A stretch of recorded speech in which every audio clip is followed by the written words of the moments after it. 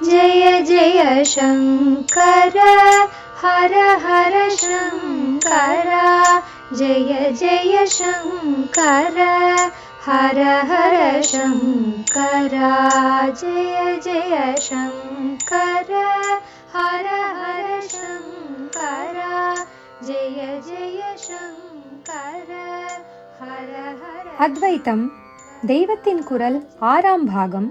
அத்வைத்த சாதனை செருக்கு நீங்கும் பொருட்டும். சாதனை செய்கிறவன் ட்ரையாக போய்விடக்கூடாது என்பது ஒன்று. இன்னொன்று, அவனுக்கு அகங்காரம் வந்துவிடப்படாது. ஈகோ, தற்பெருமை, தன் சமாச்சாரம் என்ற மானாபிமானம் உண்டாகிவிடக்கூடாது என்பது. அந்தःகரணத்தின் அங்கமாயுள்ள அகங்காரம் போவது இருக்கட்டும், அது பெரிய விஷயம், முடிவாக நடக்க வேண்டியது. பேச்சு வழக்கில் அகங்காரம் என்கிற மண்டை கணத்தை தான் இப்போது சொல்கிறேன். வித்தியாசத்திற்காக இதை அகம்பாவம் என்று வேண்டுமானால் சொல்லலாம். இங்கு ஸ்ரீசரணர்கள் அகம்பாவம் என்று கூறுவதை செருக்கு எனலாம். சாஸ்திர புஸ்தகங்களில் அப்படி வித்தியாசம் இல்லை. கிளாரிட்டிக்காக நாம் வைத்துக் கொள்ளலாம். மூல நான் எண்ணமான அகங்காரத்தை ஈகோயிசம் என்றும், மண்டைக்கன நான் எண்ணமான அகம்பாவத்தை ஈகோட்டிசம் என்றும் சொல்கிறார்கள் என்று நினைக்கிறேன். நாமாக்கும் மந்த மத்தியம அதிகாரிகளுக்கு மேலே போய், கர்மா பக்திகளுக்கு மேலே போய் ஞான வழியில் முன்னேறி கொண்டிருக்கிறோம் என்ற அபிப்பிராயம் ஏற்பட்டதானால் போச்சு.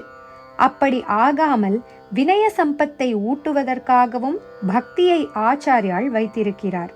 நாம் என்கிறது ஒன்றுமே இல்லாமல் ஆகி அன்பிலே கரையணும் என்னும் போது கனத்துக்கு இடமே இல்லை. ரொம்பவும் லேசாக அது இவனை ஆக்கிவிடும். உத்தமாதிகாரிக்கே ஞானம் என்று உசத்தி சொல்லப்பட்டிருக்கிறபடியால் அவனுக்கு அதிலே தலைகனத்து போய் அந்த பாரமே சாதனையை அழுத்தி உடைத்து விடாமல் ஜாகிரதை பண்ண பக்தியின் நைஷ்ய பாவம் தாழ்ந்திருக்கும் பாங்கு அவசியமாகிறது.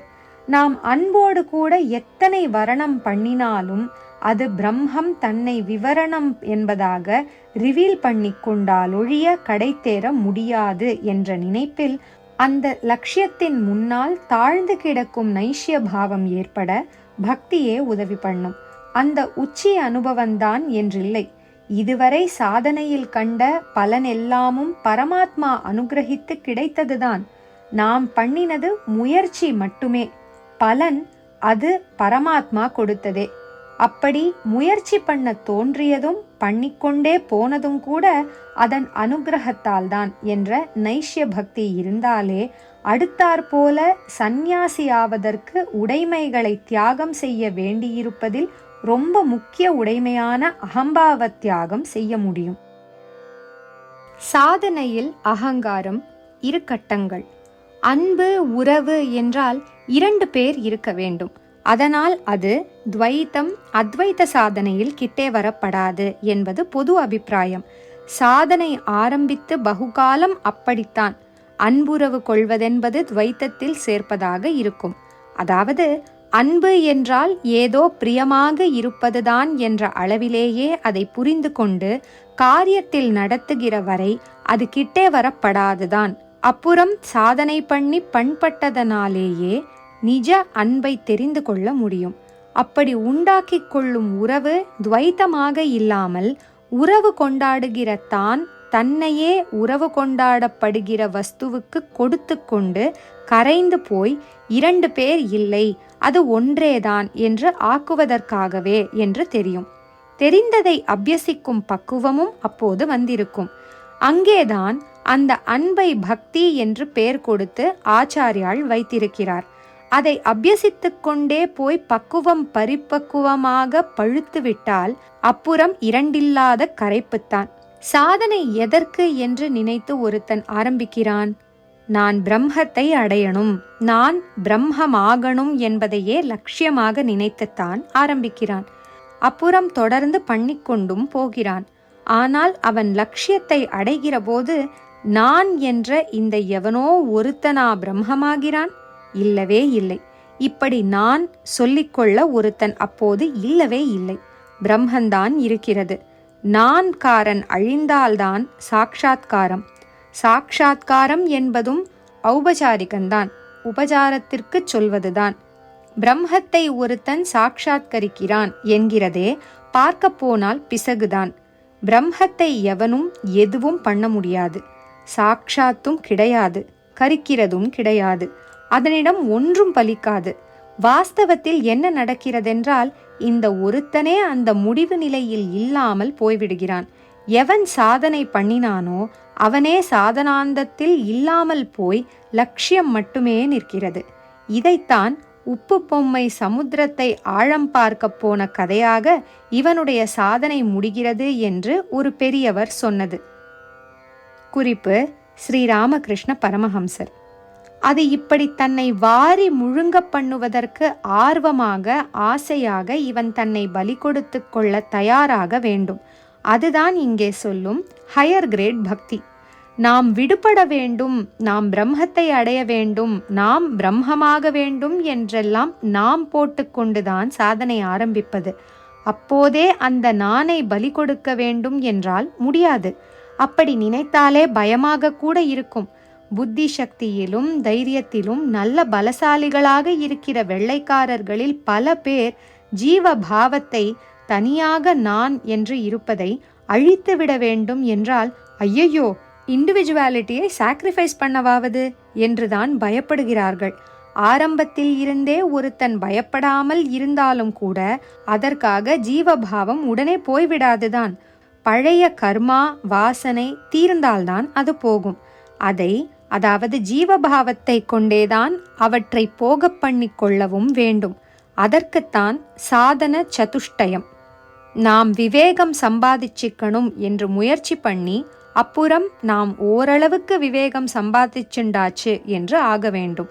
நாம் வைராக்கியம் சம்பாதிச்சுக்கணும் என்று முயற்சி பண்ணி அப்புறம் நாம் ஓரளவு அதையும் சம்பாதிச்சுண்டாச்சு என்றிப்படி நாம் போட்டுக்கொண்டு, நாம் என்பதை பேஸ் பண்ணி முயற்சி எடுத்துத்தான் சாதனை பண்ணி கொண்டு போக வேண்டும்.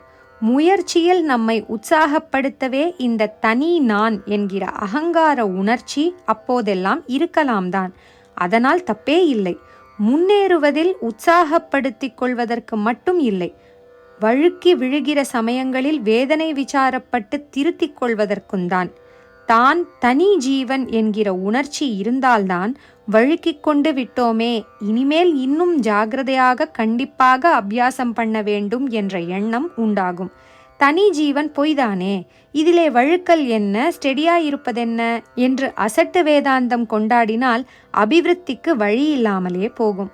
நானே இல்லை என்ற உச்ச பாவத்தை சும்மாவுக்காக கல்பனை பண்ணிக்கொண்டு, ஆனாலும் பூர்வ வாசனை போட்டு பிடுங்கிக் கொண்டிருந்து அதை போக பண்ண தன் முயற்சி வேண்டாம் என்று இருந்து கொண்டிருந்தால் ஒரு பிடிப்பில்லாமல் வீணாக போவதாகத்தான் ஆகும். சாதனை என்று எப்போது ஏற்பட்டிருக்கிறதோ அப்போது அது அகங்கார நான்காரனுக்குத்தானே, இல்லாவிட்டால் அது ஆத்மாவுக்கு என்று ஆகிவிடும். ஆத்மாவே தன்னை அடைய சாதனை பண்ணிக்கொள்ள வேண்டுமா என்ன? எதுவுமே பண்ணாமல் தான் தானாக இருந்து கொண்டிருப்பதல்லவா அது. ஆனபடியால் தனி ஜீவன்தான் அந்த தனித்தன்மைக்கு காரணமான அகங்காரத்தை வைத்துக்கொண்டேதான் சாதனை பண்ணிக்கொண்டு போக வேண்டும். ஆனாலும் அப்புறம் இந்திரிய மனோபுத்திகளை அடக்கும் முயற்சிகளில் நிறைய வெற்றி கண்டு தள்ள வேண்டியவைகளை பெருமளவுக்கு தள்ளிவிட்டு சேர வேண்டிய ஆத்மாவை பற்றி உபதேசம் பெற்று அதே சிந்தனையாக இருப்பதற்கு தயாராகிற கட்டத்தில் அகங்காரத்தையும் தள்ள வேண்டியவைகளில் ஒன்றாகத்தான் ஆக்கிவிட வேண்டும். இனி மேலே வரப்போகிறதெல்லாம் ஜீவனின் சாதனையாக இவன் சம்பாதித்துக் கொள்வதாக இல்லாமல் பரமாத்மாவின் கிருபையால் தன்னை கரைத்துக் கொள்வதற்காக செய்கிறவை. அதனால்தான் சாதன சதுஷ்டயம் என்பதை முமுக்ஷுத்துவத்தோடு ஆச்சாரியால் முடித்துவிட்டார். அப்புறம் நடப்பதெல்லாம் இவனுடைய சம்பாத்தியம் இல்லை, இவனுக்கு சம்பாத்தியமும் இல்லை, இவன் தன்னையே பறிகொடுத்து கொள்வதற்காக செய்ய வேண்டியவையே அவை. ஸ்ரவண மனன நிதித்தியாசனம் என்கிறவை. வானம் முதலில் மருந்தெல்லாம் கிட்டித்து அடைத்து வைத்துத்தான் தயார் செய்வது. கொரநாத்தகடெல்லாம் ஒட்டி அழகு பண்ணி வைப்பது. இத்தனையும் பண்ணியது எதற்கென்றால் முடிவில் திரியில் நெருப்பை வைத்து வானமே இல்லாமல் வெடித்து போய்விடுவதற்காகத்தான். வெடித்து இல்லாமல் போகிறதற்கே வானம் பண்ணிய மாதிரிதான் இங்கேயும் அகங்காரம் வெடித்து நிர்வாணம் ஆவதற்காகத்தான் அதை கொண்டே சாதனையெல்லாம் பண்ணியது. ஆரம்பத்தில் இருந்தே கிருபையால் தான் எதுவும் நடக்கிறதென்றாலும் அங்கேயெல்லாம் ஜீவாத்மா தன்னை சுத்தி செய்து கொள்கிற சாதனையே முக்கியமாயிருந்து அது நல்லபடி நடக்க கிருபையும் சகாயம் செய்வதாக இருந்தது. இப்போது சுத்திகரண காரியம் பெருமளவுக்கு ஆகிவிட்டது. சுத்தியான அந்தகரணம் அனுபவத்தை பெற படிப்படியாக போக வேண்டும். பெற என்கிறதோ ரொம்பவும் விசித்திரமாக கொடுக்கிறதாக இருக்கிறது. அல்லது மாணிக்க வாசகர் சொன்னார் போல ரொம்பவும் சாமர்த்திய வியாபாரமாக ஜீவ பாவத்தை கொடுத்து சிவஸ்திதியை பெறுவதாக இருக்கிறதென்று வேண்டுமானால் வைத்துக்கொள்ளலாம். குறிப்பு: தந்தது உன்றன்னை கொண்டது என்றன்னை சங்கரா ஆர்குலோ சதுரர். கோயிற்றிருப்பதிகம் 10. பக்தி ரசத்தில் கவி ரசத்தில் வைத்து கொள்ளலாமே தவிர வாஸ்தவத்தில் ஜீவன் என்று ஒருத்தன் இருந்து கொண்டு சிவனை பெறவில்லை.